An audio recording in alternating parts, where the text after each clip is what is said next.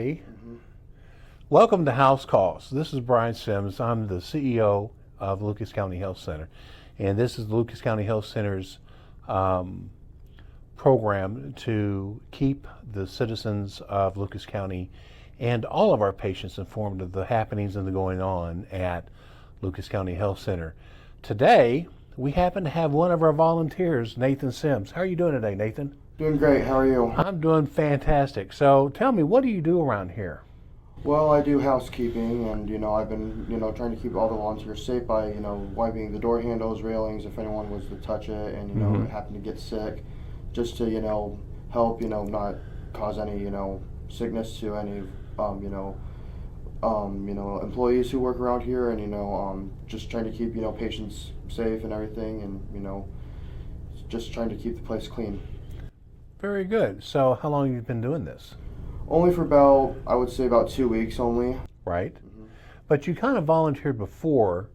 Yeah. For the last year, what was you doing then? Cafeteria, cash registers. Yeah. So do you like volunteering for the health center? Absolutely, yeah. Right. I mean, it's really fun, and it kind of keeps me occupied with other stuff that I've been doing. Right. Well, our volunteers are a very important part of this organization, and in fact, I say that our volunteers is the lifeblood of the health center. And when you come through the doors, you're more than likely going to run into a volunteer. They're helping you to find your place, or they're working throughout the health center, wiping doors down and doing all different kinds of things. So our volunteers are a very important part of this organization, and I just wanted to take a few minutes and just thank you for volunteering and for giving back to our community. Yeah, absolutely. Thank you. All right. Thanks for being with us. Yep.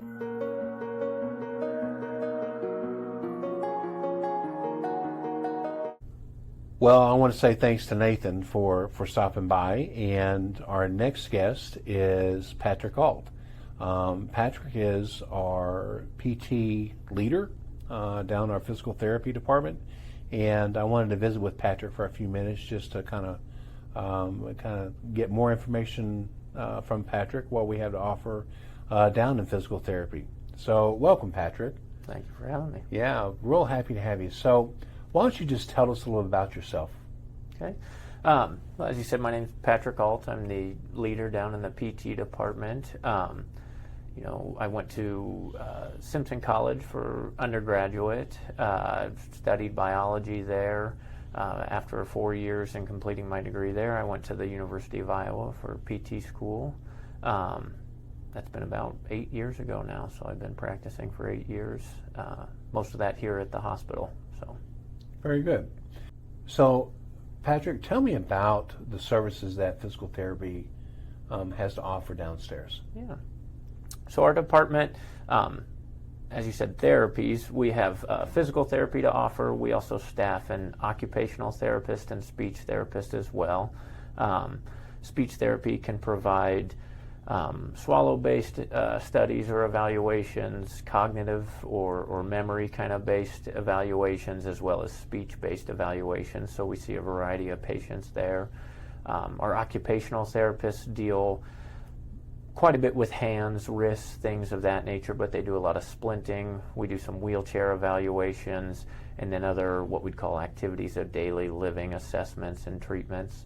And then in regards to therapy, physical therapy, we offer quite a few different treatment options. We have general orthopedic issues like back pain, neck pain, shoulder pain, those kind of things, but we also do post-surgical cares, going from, again, spine-based diagnoses to shoulders, knees, ankles, any kind of surgery really.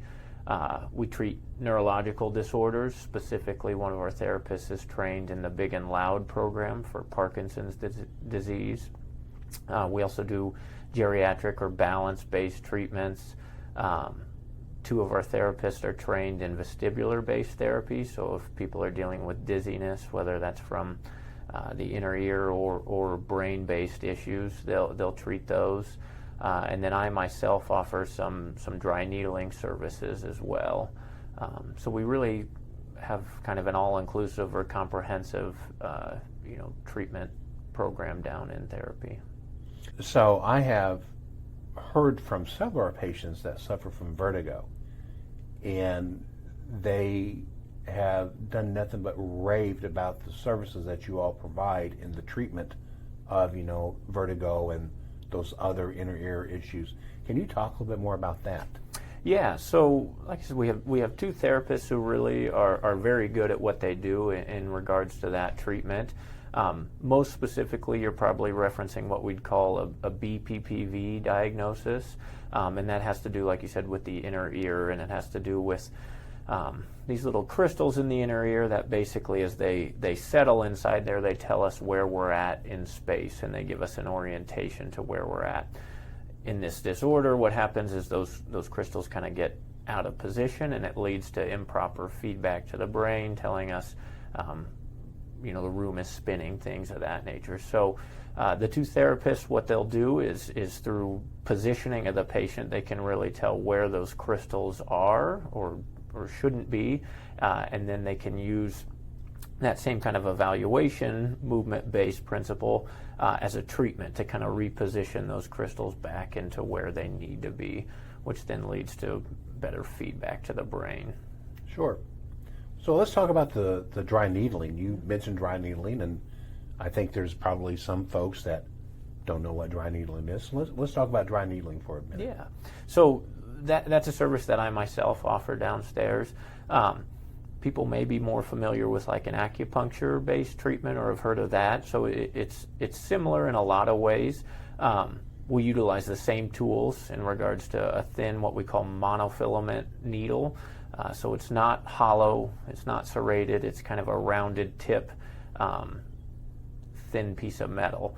What we do is we utilize that to treat what we call trigger points in the body. So within the muscle, we can get these, for lack of a better term, knots or taut bands of tissue that lead to increased pain, reduced mobility, decreased strength, all kinds of disorders of the muscle. So we take this thin needle, we apply it to that trigger point by inserting it through the skin and then into the muscle tissue, which then provides almost a reset to that trigger point. So it decreases pain, improves tissue mobility, improves contraction of the muscle, and overall leads to reduced what we call musculoskeletal pain issues.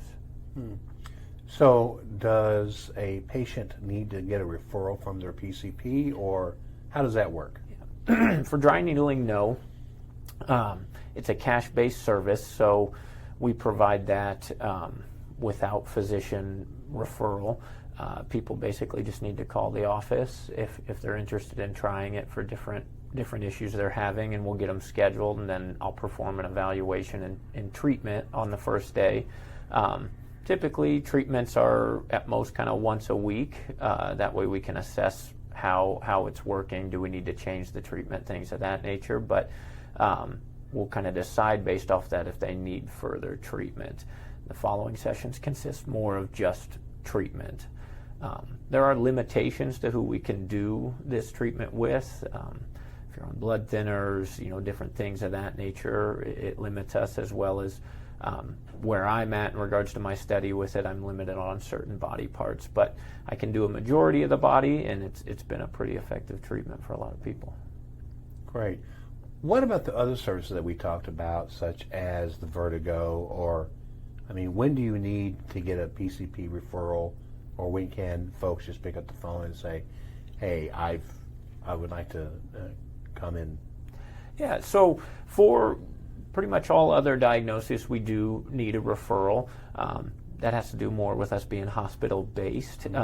In Iowa, there is what's called direct access, so a lot of times people can go directly into a clinic, but with our association with the hospital, we just need an order from a primary care physician. But I'd encourage people, if they're having issues, just to reach out to us. We can kind of discuss if they need the referral, things of that nature, and then it's pretty easy to usually get a hold of a primary care and get that order placed even without, much complication in regards to visits. Okay. I noticed you got your Hawkeye gear on today. So I'm sure you'll see Iowa State fans too. Yes, we do allow Iowa State fans in the department. There's a little heckling that goes on, but we treat them just as well as anyone else. Do they heckle back? Absolutely. That's just fantastic. Well, I appreciate Patrick stopping by today and talking to us about all the services that we have to offer in our physical therapy department.